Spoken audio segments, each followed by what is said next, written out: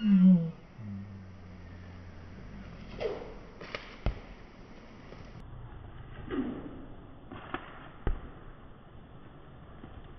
you see that? Hey guys, my name is Lily and today I want to find out if primitive slings are a valuable survival weapon in a survival situation. So as you guys know, I've been on Naked and Afraid, and there I shot a squirrel, 1 hare and 2 lizards with my bow. But I have to say that it's quite easy to shoot animals with a bow and arrow because the bow is very accurate, and if you know how to use a bow, you have much higher chances of getting those animals. So now the question for me is today, can I recreate some kind of primitive weapon which is also fairly effective in case I have to hunt in a survival situation? And today I thought I want to try out the sling again. I've used the sling 2 or 3 times now. I'm not very accurate, but maybe today I can do better. Maybe today I can shoot a squirrel from the same distance that I've done it on Naked and Afraid. So today I've brought this squirrel here, and it has about the same size that I shot on Naked and Afraid, and I shot it at about a distance of 9-10 meters. I needed a couple of tries actually, so I failed many times, but then eventually I got it. But yeah, this was the size that I shot on Naked and Afraid, with the only difference that it was completely gray. Now I want to try and hit the squirrel with my sling, and now I also want to tell you some things about slings. So slings are very easy to make. So for the cordage you can just take your shoelaces, and then here I have created a pocket with 2 straps of leather. So if you don't have that in the wilderness, you can cut up your shirt and make yourself a pocket, or cut 2 strips of your jeans and attach it this way. So there are many ways how you can make a sling in the wilderness. Even if you are in a completely primitive situation and you don't have any materials, you can make the pocket from yucca leaves or spruce roots, or even bark from a willow tree. So there are many ways how you can make this primitively as well. But today I'm going to use this one that I've made myself a couple of years ago. Also, the string that you attach to the sling cannot be too short or too long. If it's too long, then the problem is that you won't be accurate anymore. If it's too short, then it becomes really awkward to shoot. And actually, the string here is a little bit too short. So it should be a little bit longer than your arm. And right now it's a little bit shorter. So today I'm going to attach longer strings again. Maybe this much longer. Oh yeah, and actually today I wanted to make the video inside of the creek, but we had a really bad weather yesterday. So now, as you can see, the entire creek is flooded. So this is why we are filming here today. Amy is also here with us today. Hey Amy, how are you doing? Yes. Good girl.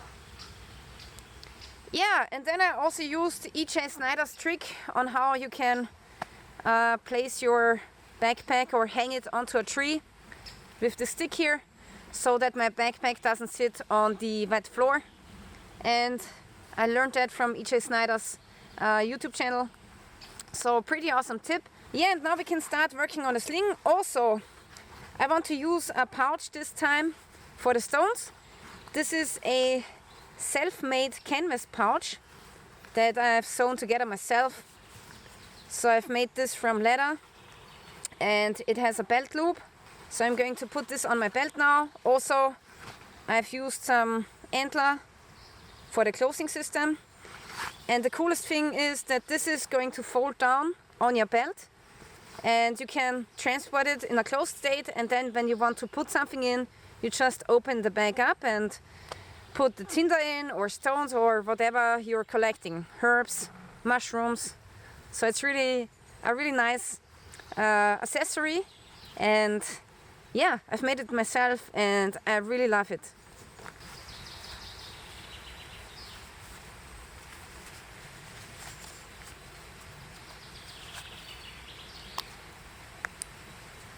See? Now this is a small package. And I just thread through my belt. And this one I've made myself, as I mentioned before, but you also can purchase pre-made ones on Amazon. Okay, now I will switch out the string to longer ones, and I'm going to use 2 different colors, so I always know which one is the one with the loop at the end and which one is the one with the knot. So at the end you have a loop and a knot, and you stick in the loop to your middle finger, and then the knot you're holding with your thumb and pointer finger, and when you're throwing the stone, you just let go of the knot.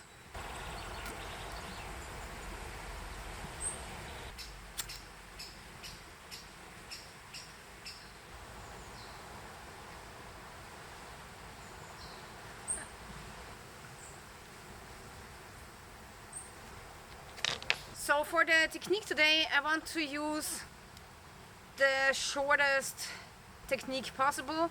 So I don't want to use the technique where you rotate the sling a couple of times over your head, because this creates a lot of movement and the animals can actually see you and take off.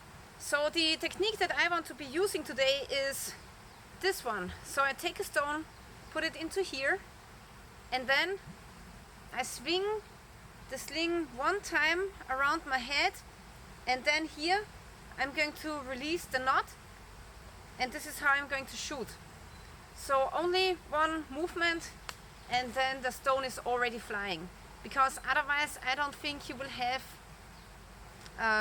good chances of hunting, because yeah, the animals will see you. And that's the good thing about a bow, because with a bow you draw slowly, and if you're lucky they don't see you, and then when you're releasing it's just a very small movement, and it's very hard for the animal to spot you. So the sling is definitely creating more movement, and it's making it even harder to hunt an animal.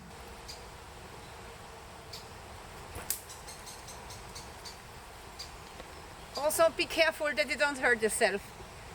It's dangerous if you don't know what you're doing.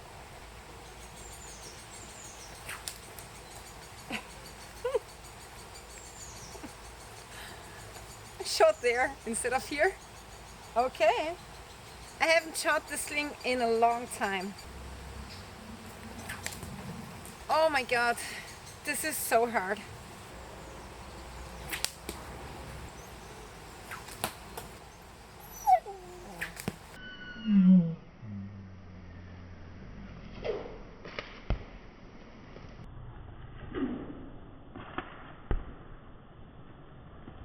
Did you see that?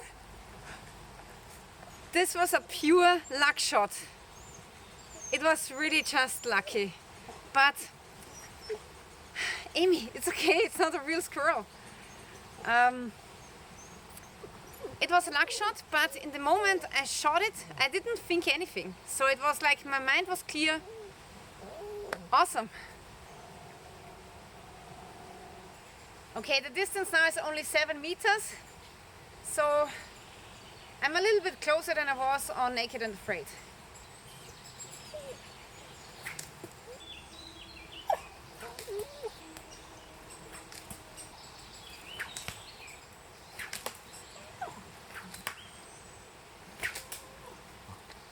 Wow, that was so close.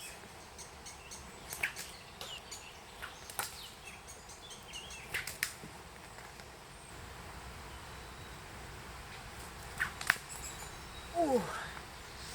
Don't know if that counts.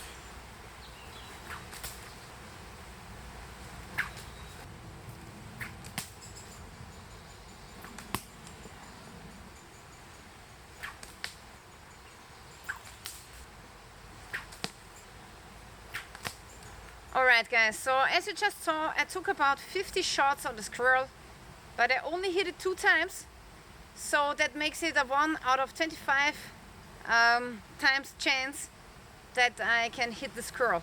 Is this going to be enough in a survival situation? Probably not, Would I still try? Of course I would. So if there's a 1 out of 25 times chance, then I would take it. But the question is if I'm more accurate with a rabbit stick or just throwing a stone. The sling is really hard to learn, and the first shots were really far off, but then I was getting better and I was, staying within a 3-meter range, but that's still not good enough. So this is my performance, but I know that on YouTube there are much better slingers than me. So if you practice this every day, you can get really good within a year, and then you can hit a target like this out of a 1 out of 4 chance at a certain distance. Now this is a really small target, but honestly I would only shoot on small targets with the sling. So can a stone kill a squirrel or bird or hare? Definitely, but I would never use the sling on deer or bigger game. And also sometimes you just don't find the adequate size of stones. So here I found enough of stones, but there are areas in the world, like for example the jungle, where you won't find a single stone. So this only works if you have the appropriate materials at hand for making the sling, but also for the ammunition, which are the stones. Now I've seen some people making ammunition out of clay. So in a long-term wilderness situation, you could form yourself a couple of clay balls and harden them in the fire and then use them as ammunition. But that's very work intensive, and that requires you to stay in the wilderness for a longer time, and also you will have to find clay. So as you can see, it's not so easy. Even if you have all of the materials at hand and the ammunition, it's still very, very hard to hit the squirrel. Almost. Alright guys, so this was how you can practice with your sling, and I'm sorry to say, but the squirrel would probably have survived with my bad slinging skills. So what's the personal consequence now for me? I want to practice with the sling much more often. So now I'm going to take the sling and put it inside of my pack, and every time I go out for a walk with my dog, or every time I'm out with my family or out filming, I also want to practice with my sling a little bit to get better and better, because without practicing I see zero chance that you will be using the sling in a survival situation and be effective with it. So that's the reality of survival. But still, I like the sling very much. I think it's a very powerful tool, and it can also be used as self-defense. Alright, so this is it for today. I really want to thank you for watching, guys, and stay tuned till next time.